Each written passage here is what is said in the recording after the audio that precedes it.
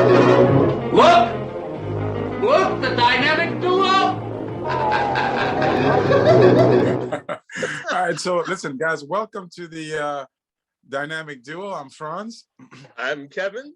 Welcome once again to the home of Batman and to the home of Captain America. Oh man, I ruined that. I'm sorry. Say that one more time. It's fine. So yeah, so we were just talking about, and you just made a brilliant point, a really, really, truly brilliant point about how current creators now are approaching this material. And it's almost as if, by the way, we should recognize those who do it right. And as I said, those shows have been brilliant. Some of the, even SpongeBob, for example. SpongeBob is actually an entertaining show, even for me as an adult. It really is, but it's 100% kid. So there's been some genius. There was Adventure Time. There was, gosh, I forget the name of them. I'll talk to my kids about it, and then we'll list it here. But so let's recognize those who are doing it. But for sure, there are creators out there who don't have that genius, and who are relying on, let me show you how smart or brilliant I am, and let me show you how spectacular I can be. And they lose the essence of what this stuff is about. Oftentimes they lose the genre. They don't realize this is a superhero movie, okay? This is a superhero. You're hired to do a superhero movie, not the Academy Award, Godfather 2. And so there's that confusion, which leads us to Matt Reeves' Batman. I think, so I won't repeat what you said, but what do you think about Matt Reeves' approach to the new Batman?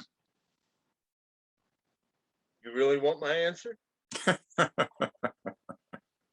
wouldn't ask. For the pictures and what have you, and for the video that they've shown, and I know people are probably going to want to hit me for this, I'm not impressed. I'm not impressed. With me being a devotee of Batman, part of me didn't originally want Robert Pattinson to be Batman, to be Bruce Wayne. I can see where you would cast him from a young standpoint.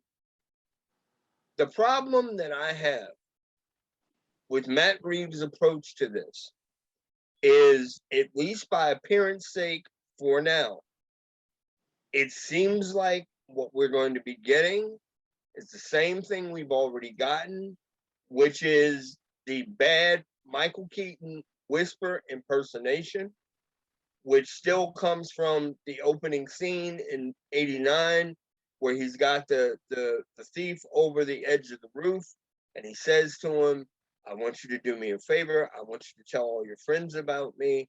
And the thief, in turn, does the classic, what are you? Who are you? I'm Batman. Right. Unfortunately, everybody that has followed in Keaton's footsteps, and that's exactly what it is, they've followed in his footsteps, at least voice-wise, with the exception of the Ben Affleck interpretation, because they did that electronically and giving it a rational answer via science and technology, which made sense. I personally thought that the Affleck voice changer was a little too thick at times, and that you still had trouble understanding him. But I'm afraid that we're going to be looking at another Alfred. Why does that woman have blonde hair? What's going on here? I can't find my shoes. Where are the keys to the Batmobile? It's I don't want a Batman that sounds like a bad barking dog, or Clint Eastwood with a head cold that he can't get rid of. I'm not so sure that the casting of his villains even works. I can see that the Zoe Kravitz Catwoman to a small degree. Personally, I'm not so sure that she even works for Catwoman, but I'll give her a break. I never liked the idea of Colin Farrell playing the Penguin at all. To me, that was a miscast situation from day one. I'm hoping I'm wrong. I have a feeling I'm not wrong. The other big, two big things very quickly that I want to point out is that, at least for now, and I'm wondering if our audience already knows this, Colin Farrell over the last 10 days to 2 weeks let it be known without permission from Warner Brothers that the Penguin is only in this movie for about 3 to 5 minutes. And he's upset because he shot more than 3 to 5 minutes of material, and that's it for him. He's he's looked at an early rough cut of the film apparently, and he's not happy with the fact that literally he's not in the movie. It's even, he even came out and kind of said, you could have gotten anybody to do this, and I'm Colin Farrell, damn it, pardon my French, but why am I only in a movie for 3 to 5 minutes and I'm Colin Farrell? Like I said, he's upset. You can call it ego run amok or whatever you want, all you want, but the man is angry about his level of this film. The other thing, and if I'm giving this away as a spoiler, oops, because it's been talked about already in certain circles across the internet, forgive me for dragging this out. This is the Earth 2 Batman that they've created. This is not Earth 1, and the retelling of the origin story is from the Earth 2 Batman perspective. Is that official? Is that an official thing? Yep. This is not Earth 1 Batman, and I think that's going to alienate the audience right there. That's interesting. That's very interesting. You just changed my whole perspective, actually.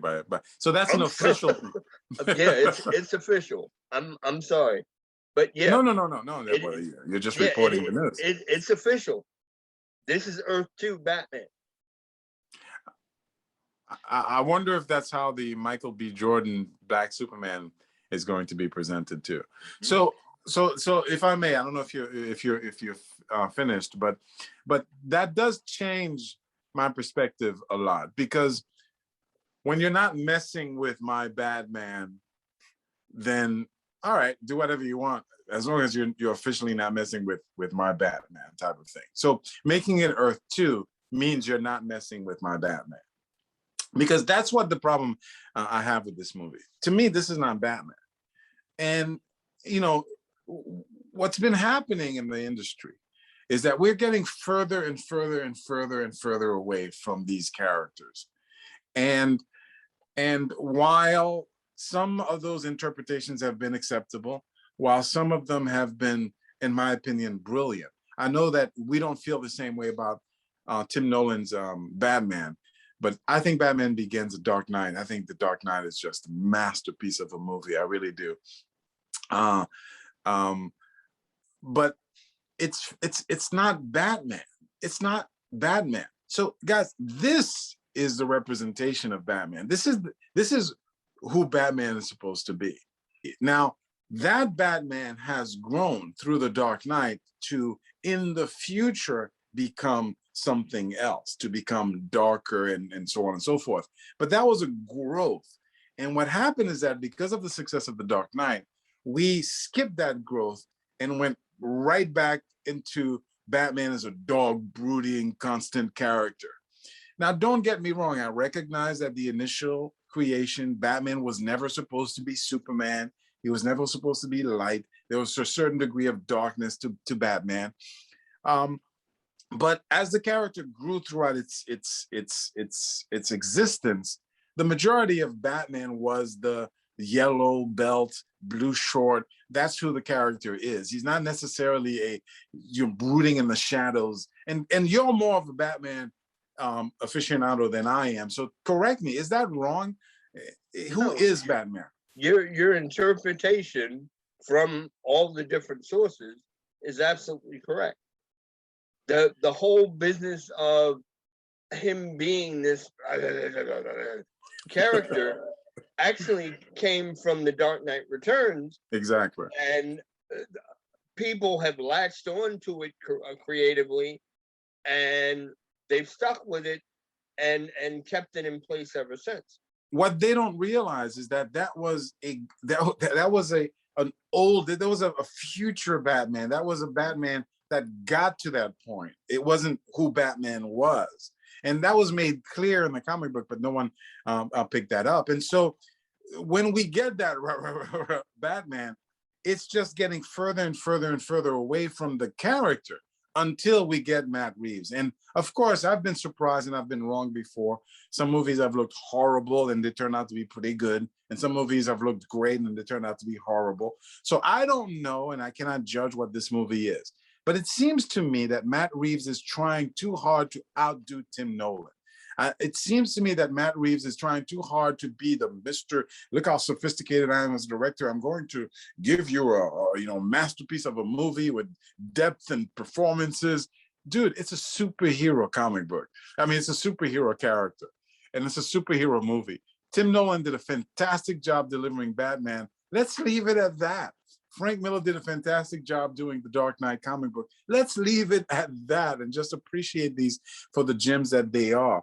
Trying to replicate or to outdo them is a formula for failure. And right now we're getting a collared Batman. We're getting a weird outfit with all kinds of weapons on. Dude, that's not Batman at all. And it's upsetting enough to me to be like, look, I'm not interested in this movie and I don't plan on watching it, almost like a mini boycott type of thing. We talked earlier in the previous shows about the difference between AIWs, which is anti-inclusivity warriors, and fans like us. And it's funny that there's so much riling up about He-Man or about Captain Marvel or about anything that threatens the gender. But this Matt Reeves Batman is unacceptable to me. That is not Batman to me. That is not Batman to me, to the extent that I'm not interested in seeing the movie. Now, having said that, you just threw a monkey wrench into it and said, hey, no, this is not Batman. This is a alternate universe Batman. I'm like, oh, hey, all right. In that case, I'll give it a chance as if I'm watching a movie about, Blue Man. You know what I mean? Like, whatever. It is what it is. And I'll be as interested as if it was a new character. And as such, hey, looks pretty interesting. I don't know that I'll go see it, but I'll check it out on HBO when it comes out, or wherever it comes out. And so that's the mistake. We're losing, Kevin. We're losing these characters. And what I fight for, what we fight for, what this show's all about, is that these characters, as they were originally created, as they were intended to be, are good enough to satisfy anyone and to frankly outdo most, if not all, of what we've seen. For me, in my humble opinion, the best that we've seen are the stuff that are getting closer to the source material. And we might think Avengers Infinity Gauntlet was great.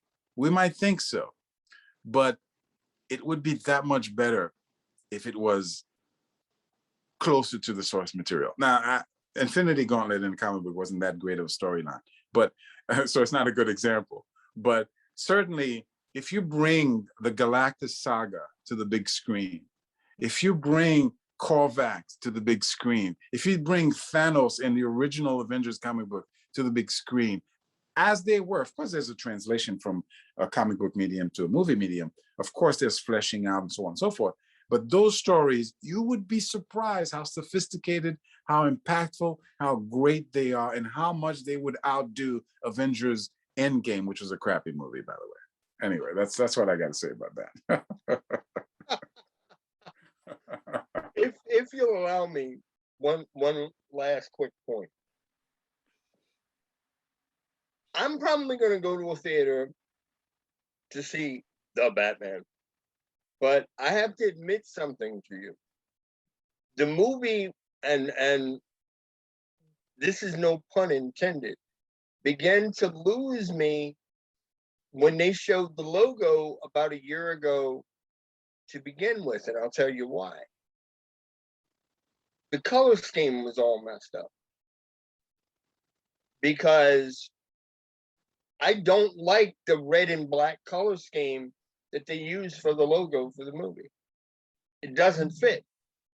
Batman, in general, regardless of whether you're talking Earth 2, Earth 99, or whatever it is, Batman's never had a red and black color scheme until you got to Batman Beyond, and that was actually meant for eventually Terry McGinnis. Batman's color schemes have always been black and gray, or the blue, black, and yellow, or in the case of some of the movies, the all black and yellow, or black and gold, depending on how you look at it. There's never been any red involved in anything he's doing. Now, I do get what they're trying to convey, because they want to do the red as evil and dark and brutal. That's why I'm worried that we're going to get all over again with Robert Pattinson. Oh, there's already evidence of that. That dark, brooding, nonsensical, psychotic thing. Yeah. But and I know it sounds like a silly, small thing that I'm picking on, but that opened the Pandora's box for me and said, okay, this is already wrong. But again, ultimately, what it says is this is not Batman, and if they're admitting that, then okay, well, at least you're admitting it. But this is not Batman, and this is not superhero. This is not it. By the way, the same way, for example, Joker, the Joker movie, that's not the Joker. It's a great movie. I know you and I differ a little bit about it. But I think it's a masterpiece of a movie and a masterpiece of a performance. That's not Joker. Maybe he could grow into being the Joker, but that's not the Joker. So maybe I'll accept Matt Reeves' version on that basis. But, I just wish, let me tell you what happened the other day. And then we'll end on that note. Okay. So I had my nephews with me at the house, and we were watching movies, and we were talking to Ralph about movies, and he said, you think that the best superhero movie is Spider-Man 2, Tobey Maguire's Spider-Man 2. And I was like, yeah, that's to me the penultimate superhero movie. The kids hadn't seen it because they're young. They hadn't seen it. And I said, and I said, before I say anything, let me just show you what I mean. And I turned on YouTube.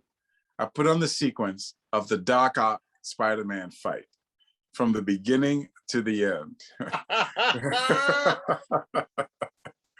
From the beginning to the end. From the time he gets to the clock tower to the time that he's holding onto the train.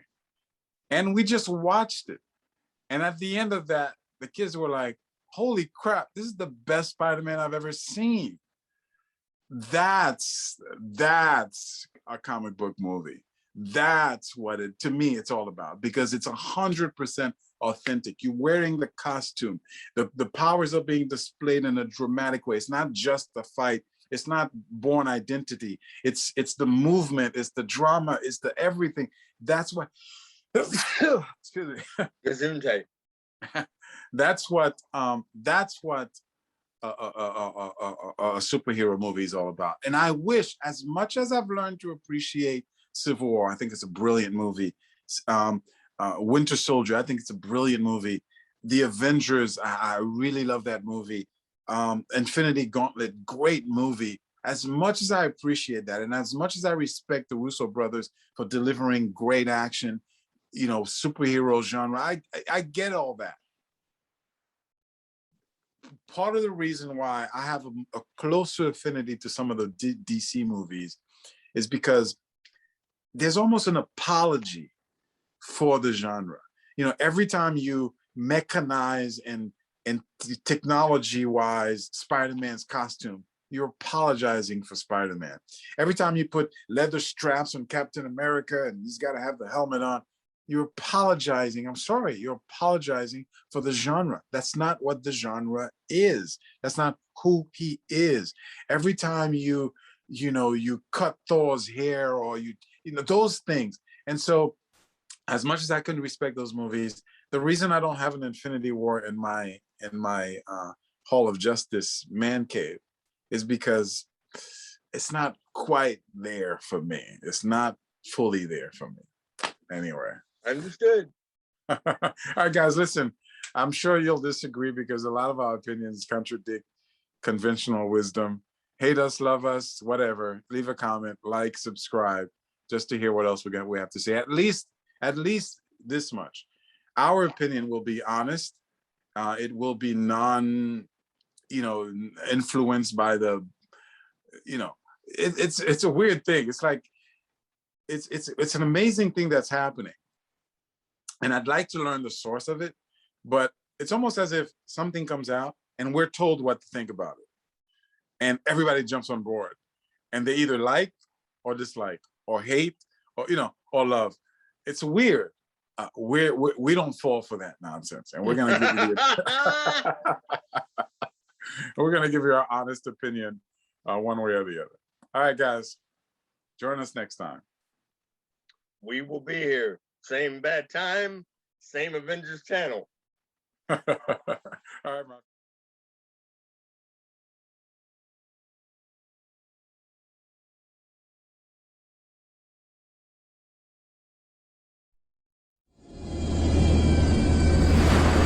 This looks like a job for Superman. Hey, look!